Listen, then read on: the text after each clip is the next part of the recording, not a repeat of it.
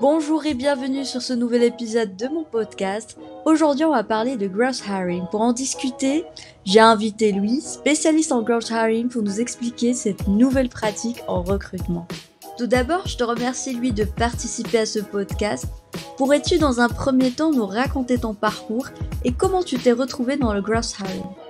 Hello Yasmina, merci beaucoup pour l'invitation.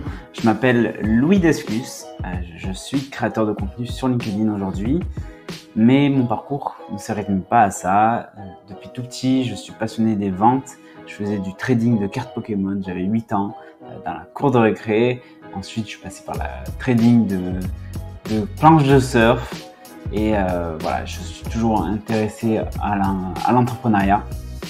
Et j'ai lancé plusieurs projets, dont GetJob, une plateforme pour aider gratuitement les étudiants à trouver un job, une alternance ou un stage. Et donc c'est ça qui m'a amené à faire du recrutement pour approfondir mes connaissances et donner des meilleurs conseils aux étudiants. Donc je suis passé recruteur, sachant que moi j'ai un profil marketing et gross marketing. Ça fait 7 ans que je travaille dans des logiciels principalement en tant que growth. Donc un profil marketing axé sur la data. Et quand je suis arrivé dans le monde du recrutement, j'étais dans un cabinet de recrutement à Barcelone, j'étais choqué. Pourquoi ? Parce qu'en fait, je passais mes journées à faire des copier-coller. Honnêtement, c'était du copier-coller de messages, du copier-coller de fiches de poste et de critères. C'est-à-dire qu'il n'y avait pas grand-chose qui était automatisé dans le cabinet où j'ai travaillé. Et en fait, j'ai trouvé ça choquant parce que moi qui arrive du monde du gross marketing, on automatise énormément de choses, mais surtout toutes les tâches qui sont fastidieuses. C'est-à-dire que on va pas automatiser la relation humaine, mais je veux dire faire des copier-coller, ça apporte aucune plus-value. Et donc je me suis dit ok, je vais mettre des choses en place et après je l'ai mis en place pour quelques collègues. Et j'utilisais notamment un logiciel pour automatiser ma chasse, mon sourcing sur LinkedIn, pour automatiser l'icebreaker, c'est-à-dire la première approche. Je vais pas automatiser les discussions, mais juste le fait de briser la glace, de rentrer en contact avec les talents. Donc ça, je l'ai automatisé grâce à un logiciel qui s'appelle NeoStaff. Et j'étais parmi la bêta des NeoStaff. Et le fondateur de NeoStaff, il m'a dit mais on va lancer le produit bientôt, on a besoin d'un gros, ça t'intéresse? Donc, je connaissais le recrutement, je connaissais le logiciel, j'étais le meilleur utilisateur de logiciel, j'avais les meilleures statistiques. Pour rappel, 93% de taux de connexion, 77% de taux de réponse auprès de talents, donc c'est plutôt pas mal. Et ça, je pense qu'on va y venir dans les prochaines questions. Et donc voilà, aujourd'hui, je suis créateur de contenu sur LinkedIn. Je travaille chez NeoStaff en tant que responsable marketing, Head of Growth.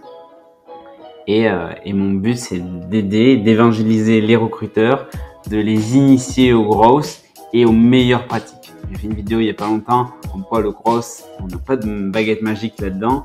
Non, il faut faire des belles choses. Et une fois qu'on fait des belles choses en recrutement, on peut passer à l'échelle, on peut utiliser du growth pour aller beaucoup plus loin.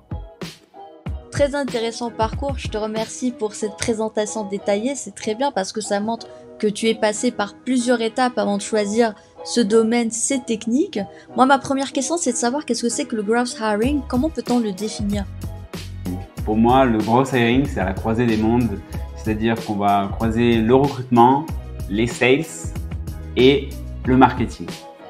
Et tout ça, en fait, ça va faire un joli mélange. On va ajouter un peu de tech dans tout ça, donc de technologie, de technique, et ça va faire le growth hiring qui permet quoi? Qui permet en fait de mettre les recruteurs dans les meilleures conditions pour qu'ils se concentrent sur leur plus-value, c'est-à-dire parler avec des candidats. Donc voilà à quoi sert le growth hiring. Qu'est-ce que c'est? C'est une méthodologie de recrutement issue du marketing, des sales et de la technique. Du coup, selon toi, quels sont ses avantages? Donc, comme je l'ai dit, le growth hiring est une méthodologie et ses avantages principalement, ça va être d'avoir de la data, donc de la donnée sur tout ce qu'on fait quand on est recruteur. Et donc, il y a une expression qui est assez connue, c'est tout ce qui n'est pas mesurable n'est pas améliorable. Donc, tout ce qui est mesurable est améliorable. Donc, en fait, il faut mesurer ses actions avoir de la donnée dessus pour pouvoir les améliorer au fur et à mesure. Que ce soit son time to hiring, son taux de réponse sur les messages d'approche sur LinkedIn. Voilà, tout ça, c'est des choses qui se mesurent. Et le growth hiring permet ça, de mesurer tout ça. Et également, il permet de tester des nouvelles choses. Donc le growth, pour revenir à la base, c'est une méthodologie dans le marketing qui permet de tester et de réitérer les choses très rapidement pour trouver les leviers qui fonctionnent le plus. Donc dans le recrutement, c'est pareil. On va pouvoir tester des dizaines de canaux différents pour recruter. On va pouvoir tester des dizaines de messages et plusieurs outils qui permettent d'automatiser, de faciliter la tâche des recruteurs, mais jamais de les remplacer parce que l'humain est toujours au centre du recrutement. Donc voilà pour les avantages. Et selon toi, comment on peut réussir à faire du growth hiring? Tout simplement, déjà, il faut réussir à faire du bon recrutement. C'est-à-dire que si on a des messages pourris et si on les automatise, ça va faire une catastrophe. Donc en fait, déjà, il faut être un bon recruteur ou recruteuse. Il faut se former aux bonnes pratiques sur LinkedIn, sur le sourcing, sur la data. Voilà, comment on peut l'utiliser. Voilà, quand on est un bon recruteur, là, on peut commencer à faire du growth hiring et après, il faut se former. Donc, il y a plusieurs choses. Pour se former, il y a plusieurs façons. Et on s'improvise pas grosse hireur parce que ça n'existe pas. C'est plutôt le métier qui correspond, qui met en place ces process. Souvent, c'est des RecOps ou certains recruteurs qui ont l'appétence pour le faire. Donc, il faut se former. Et pour ça, voilà, c'est T-Shape Recruiter, Growth Hiring, la formation qu'ils ont. Et chez NeoStaff également, on a une formation qui permet d'utiliser à 100% LinkedIn pour un recruteur. Comment avoir le bon profil de recruteur totalement dédié au recrutement, avec comment communiquer sur sa marque employeur sur LinkedIn et comment faire du sourcing, les meilleures recherches pour exploiter à 100% LinkedIn recruteur, parce que ça coûte cher, autant le rentabiliser, et comment automatiser son sourcing LinkedIn. Donc ça, on a une formation chez NeoStaff, donc si ça vous intéresse, c'est comme ça qu'on commence à faire du growth hiring, en se formant. Est-ce qu'il existe des outils pour faire du growth hiring? Les outils, ça va déjà passer par ton ATS. Donc, l'outil qui te permet de gérer ton vivier de talent. Déjà, il y a plein d'automatisation qui sont super dessus. Donc, moi, je te recommande d'utiliser ton ATS. Et ensuite, autour de cet ATS, tu vas pouvoir utiliser des outils comme GoodTime. GoodTime, c'est un peu le Calendly, mais fait pour les recruteurs. Tu as également NeoStaff, bien sûr, pour automatiser tout ton sourcing sur LinkedIn. Et récolter toutes les datas que tu as sur les mails, les numéros de téléphone, bien sûr on est RGPD et l'enrichissement, on va extraire le profil LinkedIn et après on va l'importer dans ton ATS et bien sûr tu vas pouvoir envoyer des invitations, des messages et tout ça depuis NeoStaff et avoir toute cette donnée dans ton ATS.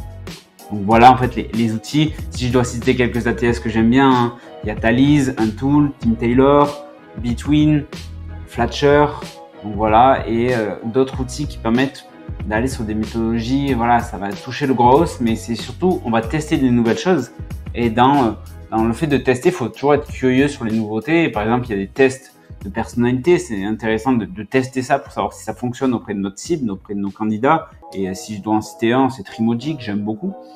Donc voilà pour quelques outils que je recommande pour faire du growth hiring. Quels sont les prérequis pour se lancer dans ce domaine? Les prérequis pour moi, en fait, pour avoir une connexion internet, être recruteur et notamment à être curieux et vouloir toujours s'améliorer parce que c'est le but du growth hiring, c'est de faire monter en compétences, se monter soi-même en compétences sur son propre domaine qui est le recrutement avec une vertical growth, c'est-à-dire voilà, tester, réitérer, mesurer, comme on l'a déjà vu. Donc les prérequis, c'est vraiment la curiosité et la volonté de s'améliorer. Quels sont les KPI de performance qu'on analyse pour juger un peu de la réussite de son growth hiring? Alors, il y en a plusieurs et le principal, ça va être le time to hiring. Donc, combien de temps tu mets pour recruter et aussi la rétention, parce qu'en fait, si tu recrutes des talents, mais les mauvais talents qui partent au bout de 3 semaines, ça marche pas. Donc, il y a la rétention qui a corrélé avec le time to hiring. J'aime bien, après, il y a des metrics, mais c'est des metrics de marketing et qui sont plus très précis qui sont moins généralistes sur le recrutement. va être le taux de réponse sur LinkedIn, le taux de candidats qui postulent à une offre d'emploi par rapport au nombre de visites sur cette même offre d'emploi, donc le taux de conversion.